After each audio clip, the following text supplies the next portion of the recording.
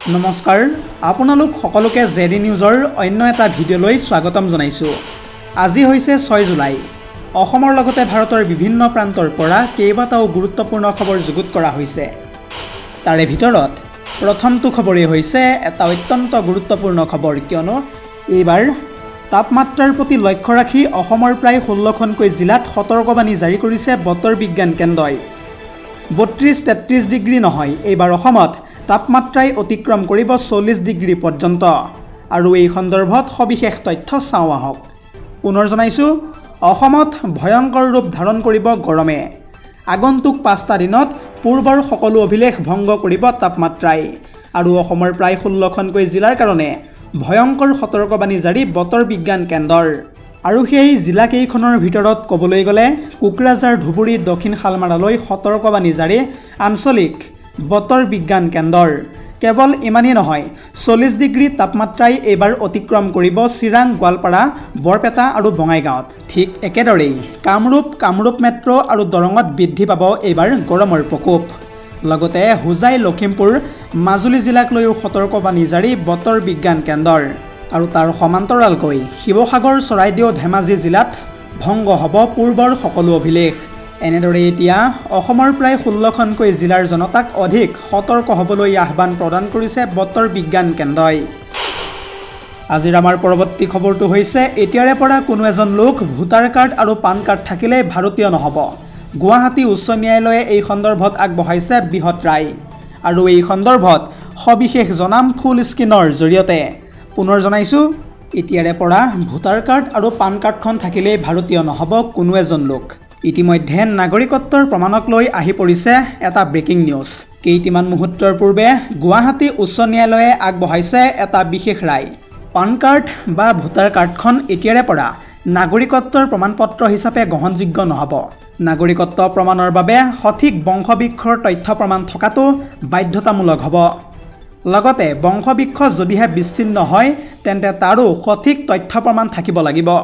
ইয়াৰ উপৰিও computer print উলিওৱা NRCৰ শ্লিপো নাগৰিকত্ব প্ৰমাণ হিচাপে গ্ৰহণযোগ্য নহ'ব। এটা জৰুৰী খবৰ জনাই আছোঁ এই মুহূৰ্তত। লগতে বংশবৃক্ষ বিচ্ছিন্ন হ'লে তাৰো সঠিক তথ্য প্ৰমাণ থাকিব লাগিব।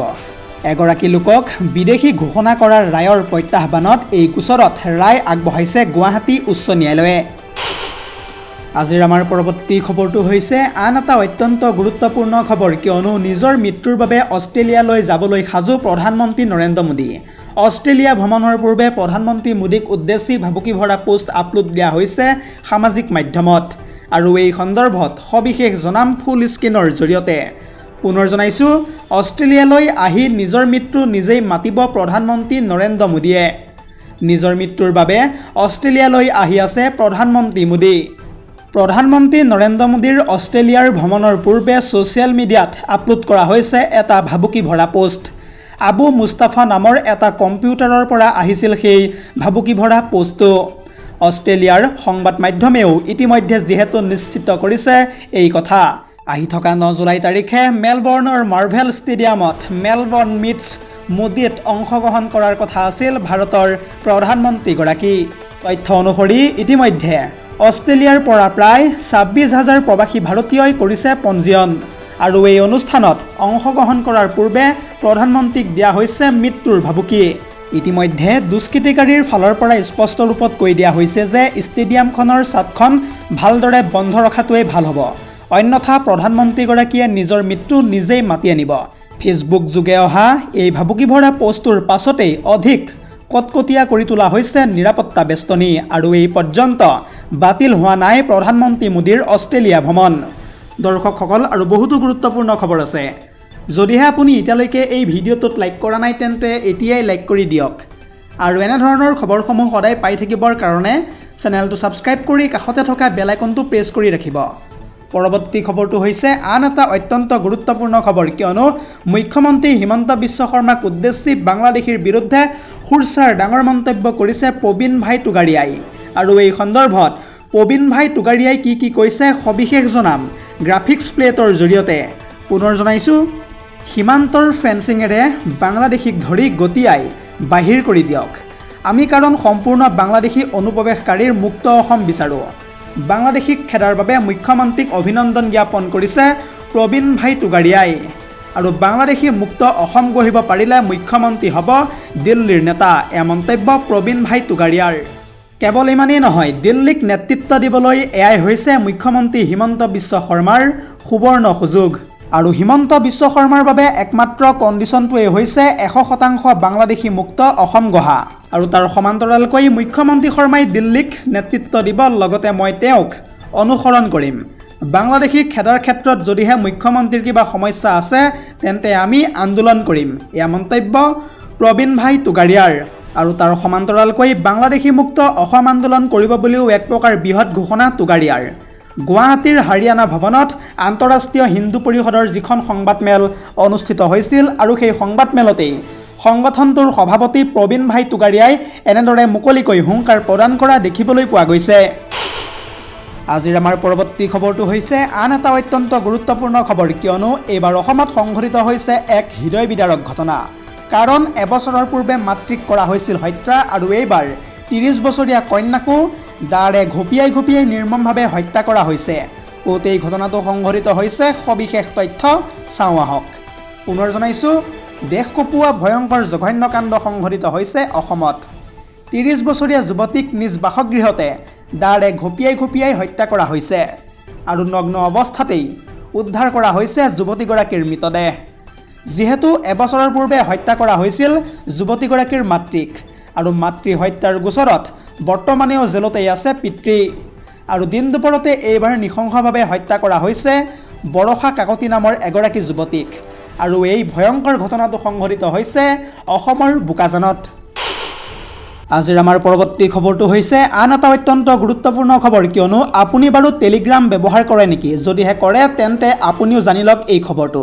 কাৰণ ইতিমধ্যে টেলিগ্ৰামক লৈ চৰকাৰে জাৰি কৰিছে কেইবাটাও কঠোৰ নিৰ্দেশনা। পাইৰেচি ছবি আৰু অটিটি কণ্টেণ্ট এতিয়াৰে পৰা কোনেও আপলোড কৰিব নোৱাৰিব। পুনৰ জনাইছোঁ, টেলিগ্ৰামক লৈ আকৌ চৰকাৰৰ নতুন নিৰ্দেশনা জাৰি। পাইৰেচি ছবি আৰু অটিটি কণ্টেণ্টৰ ক্ষেত্ৰত জাৰি কৰা হৈছে এই নিৰ্দেশনা। আগন্তুক 15 দিনৰ ভিতৰত পাইৰেচি ছবি আৰু অটিটি কণ্টেণ্ট টেলিগ্ৰামৰ পৰা আঁতৰোৱাৰ নিৰ্দেশ জাৰি চৰকাৰৰ। যোগাযোগ আৰু তথ্য প্ৰযুক্তি মন্ত্ৰালয়ে ইতিমধ্যে জাৰি কৰিছে এই নিৰ্দেশনা। অভিযোগ অনুসৰি অটিটি কণ্টেণ্ট আৰু কপিৰাইটযুক্ত কণ্টেণ্ট শ্বেয়াৰ কৰা হয় এই মেছেজ এপটোত, যাৰ ফলত লোকচানৰ সন্মুখীন হ'বলগীয়া হয় চলচ্চিত্ৰ উদ্যোগৰ লগতে কণ্টেণ্ট ক্ৰিয়েটৰসকল। আৰু এনে সমস্যা সমাধানৰ বাবে এতিয়া মন্ত্ৰালয়ে লৈছে এই বৃহৎ সিদ্ধান্ত, য'ত পাইৰেচি ছবি আৰু কণ্টেণ্টসমূহ টেলিগ্ৰামৰ পৰা আঁতৰোৱাৰ নিৰ্দেশ জাৰি কৰা হৈছে। কেৱল অভিযোগৰ পিছতে কণ্টেণ্ট আঁতৰাওঁতেই ক্ষান্ত হৈ থকা নাই নেতৃত্বাধীন চৰকাৰ। ইয়াৰ পূৰ্বে যিহেতু ব্যৱস্থা গ্ৰহণৰো নিৰ্দেশ প্ৰদান কৰা হৈছিল টেলিগ্ৰামক, য'ত এনে দুৰ্নীতি কৰিলে আইনী ব্যৱস্থা গ্ৰহণ কৰাৰো সিদ্ধান্ত লৈছে এতিয়া চৰকাৰে।